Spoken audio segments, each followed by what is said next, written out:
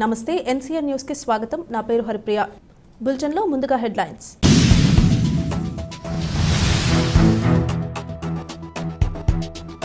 మన్యం వీరుడు అల్లూరి సీతారామరాజు జయంతి వేడుకల్లో పాల్గొన్న మంత్రి కందుల దుర్గేష్.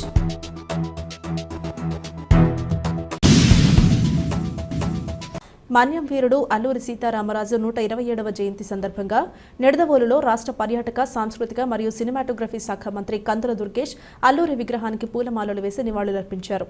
ఈ సందర్భంగా ఏర్పాటు చేసిన సభలో ఆయన మాట్లాడుతూ మంత్రి కందుల దుర్గేష్ భారతదేశ స్వాతంత్ర్యోద్యమంలో అతివాదులుగా ఉంటూ 27 సంవత్సరములకే అసువులు బాసి అమరవీరుడైన అల్లూరి సీతారామరాజు చిరస్మరణీయుడని, ఆ వీరుని జయంతి వేడుకలను రాష్ట్ర ప్రభుత్వం నిర్వహించడం ఎంతో సంతోషకరమైన విషయమని, ఆ వీరుని యొక్క చరిత్రను ఈనాటి తరానికి తెలిసేలా ప్రభుత్వం చర్యలు తీసుకుంటుందని తెలిపారు.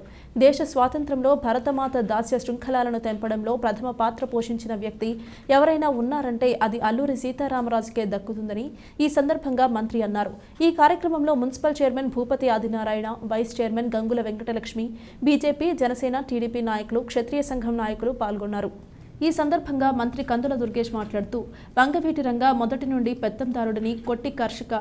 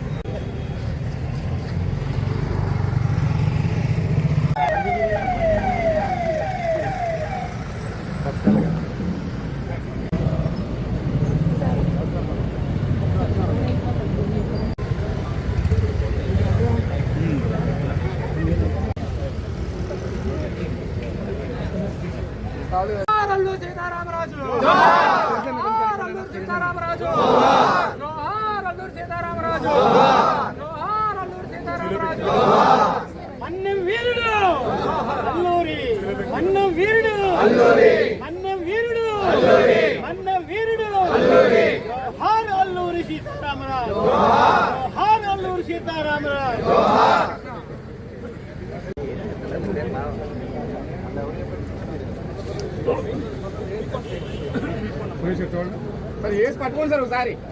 జోహార్ మన్య వీరుడు, జోహార్ మన్య వీరుడు, జోహార్ మన్య వీరుడు, జోహార్ మన్య వీరుడు. కాలిపోతుంది వెంకటేశ్వర తిరగాలి. జోహార్ మన్య వీరుడు, జోహార్ మన్య వీరుడు, జోహార్ మన్య వీరుడు.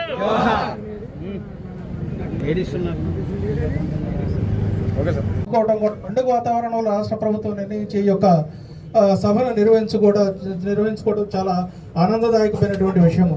దీనికోసం మీకు ఇచ్చినటువంటి మన రాష్ట్ర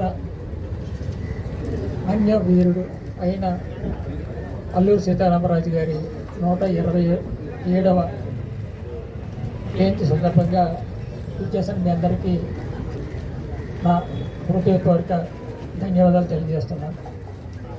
మహనీయుల్ని మన స్టేట్ గవర్నమెంట్ చేయమని మనకి ఆదేశాలు ఇవ్వడం జరిగింది. మన భావితరాలకి వారి సేవలకి తెలియజేసేలాగా చేస్తున్నందుకు మీ అందరికీ నా హృదయపూర్వక నమస్కారం. Thank you. అల్లూరి సీతారామరాజు గారి 127వ జయంతి సందర్భంగా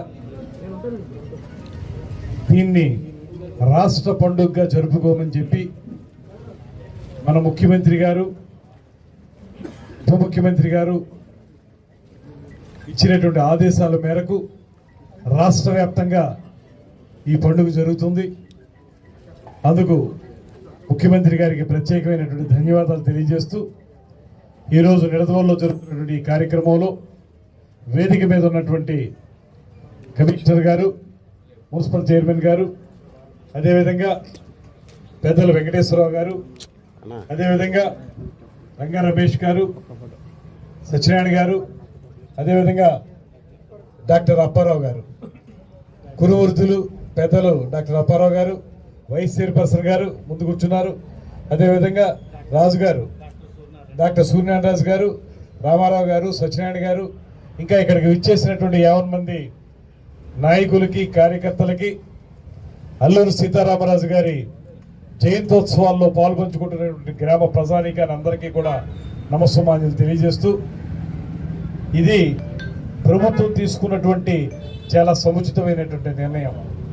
కారణం ఏంటంటే భారతదేశానికి స్వాతంత్రాన్ని సంపాదించి పెట్టాలని, అదేవిధంగా బానిస సంఖ్యలతో ఉన్నటువంటి ప్రజానీకానికి బానిస సంఖ్యలు తెగొట్టి స్వేచ్ఛావాయువులు ప్రసాదించే విధంగా ఈ దేశానికి స్వాతంత్రాన్ని తీసుకురావాలనేటువంటి ఆలోచన ప్రారంభించిన తొలి రోజుల్లోనే మనకి నాయకత్వం వహించినటువంటి నాయకుడు శ్రీ అల్లూరి సీతారామరాజు గారు అనేటువంటి మాట మనం గుర్తుపెట్టుకోవాలి. ఎందువలనంటే అప్పటికింకా ఉద్యమం సరైనటువంటి రూపం దాల్చలేదు. అయినప్పటికీ కూడా అక్కడ ఉన్నటువంటి గిరిజనుల యొక్క, మన్యంలో ఉన్నటువంటి గిరిజనుల యొక్క సమస్యల్ని అర్థం చేసుకుని ముందు వాళ్ళ సమస్యల్ని పరిష్కరించడంతో పాటు ఎప్పుడైతే ఆ సమస్యలు పరిష్కరిస్తామో అప్పుడు ఖచ్చితంగా స్వాతంత్ర పోరాటంలో కూడా మనం ముందుకు వెళతామని ఆలోచన చేసి భారతదేశ స్వాతంత్ర పోరాటంలో అతివాదం అని ఒకటి, మితవాదం అనేటువంటిది ఒకటి.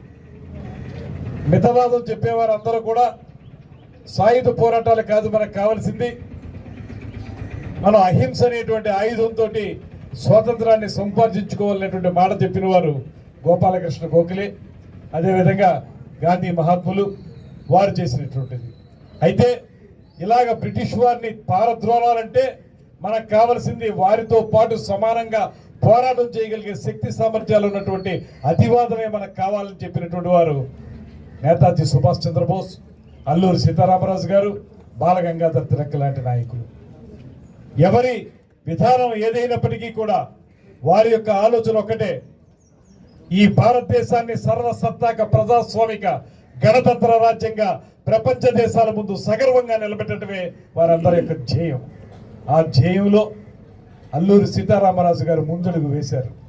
అందరికంటే ముందుగా మన ప్రాంతవాసి, ఉభయ గోదావరి జిల్లాలో విశాఖపట్నం జిల్లాకు చెందినటువంటి వ్యక్తి మొట్టమొదటిగా సాయుధ పోరాటాన్ని ఎంచుకుని గిరిజనులందరికీ కూడా వారు బలోపేతం కావడానికి పోలీస్ స్టేషన్ల మీద దాడి చేసి అక్కడ ఉన్నటువంటి ఆయుధ సామగ్రిని తీసుకుని గిరిజనుల్ని బలోపేతం చేసి స్వాతంత్ర పోరాటంలో భాగస్వాములు చేసినటువంటి ఘనత అల్లూరి సీతారామరాజు గారిది.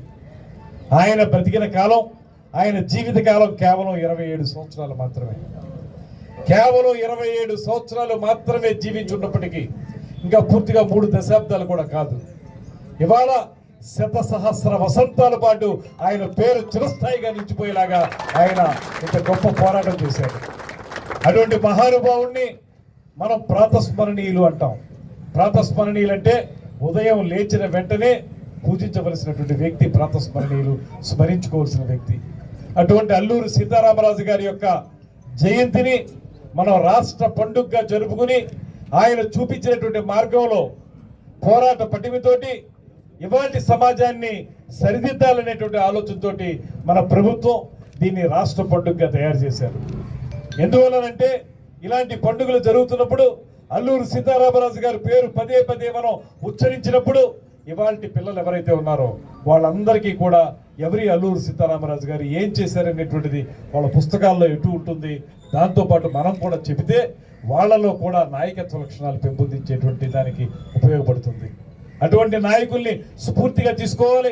ఇవాళంటే మనకు ధర్నాలు చేయటం, హర్తాళ్లు చేయటం, ఉద్యమాలు చేయటం కష్టం కాదు. ఎందువల్లనంటే ఇవాళ ఇది ఉన్నది మన ప్రజాస్వామ్య దేశంలో కనుక. ఆ రోజున రవి అస్తమించిన బ్రిటిష్ సామ్రాజ్యంలో మాట్లాడితే అరెస్టు, లేకపోతే కాల్చేయటం, చెట్టు కట్టి కొట్టేయటం, ఇలాంటి ఒక దారుణమైనటువంటి పరిస్థితులు ఉన్నటువంటి సందర్భంలో వాటన్నిటిని ఎదుర్కొని ఉద్యమం చేయటం అంటే సాధారణమైన విషయం కాదు. దానికి నడుం బిగించి మొట్టమొదటి స్వాతంత్ర సమర యోధుడిగా పేరు పొందినటువంటి నాయకుడు మన అల్లూరి సీతారామరాజు గారు అనేటువంటి మాట మనందరం గుర్తుపెట్టుకోవాలి. అందుకే ఇవాళ ఈ అల్లూరి సీతారామరాజు గారి విగ్రహం ఎక్కడున్నా ఆ విగ్రహానికి పుష్పమాల వేసినప్పుడు కూడా మన మనస్సు ఆనందంతో పులకరిస్తుంది. అటువంటి మహానుభావుడు ఈ దేశానికి స్వాతంత్రాన్ని సంపాదించి పెట్టడానికి చూపించిన మార్గం మనందరికీ గుర్తుకొస్తుంది కనుక ఆయన్ని పదే పదే గుర్తు చేసుకోవాలి. ఆయన బాటలో మనం ముందుకు వెళ్ళాలనేటువంటి ఆలోచనతో ప్రభుత్వం ఈ కార్యక్రమాన్ని చేపడుతుందనేటువంటి మాటని తెలియజేస్తూ ఆయన ఏం చెప్పారో దాని ప్రకారమే మేము కొత్తగా ఏర్పడినటువంటి ఈ ప్రభుత్వం ఖచ్చితంగా సమాజంలో అట్టడుగు వర్గాల వారిని సమున్నత స్థానంలోకి తీసుకురావడానికి అల్లూరి సీతారామరాజు గారిని స్ఫూర్తిగా తీసుకుంటాం అనేటువంటి మాటను కూడా ఈ సందర్భంగా తెలియజేస్తూ ఈ కార్యక్రమంలో పాలుపంచుకునేటువంటి అవకాశం కల్పించిన పెద్దలకి అందరికీ కూడా మరొక్క మారు ధన్యవాదాలు తెలియజేస్తూ సెలవు తీసుకుంటున్నాను. నమస్కారం.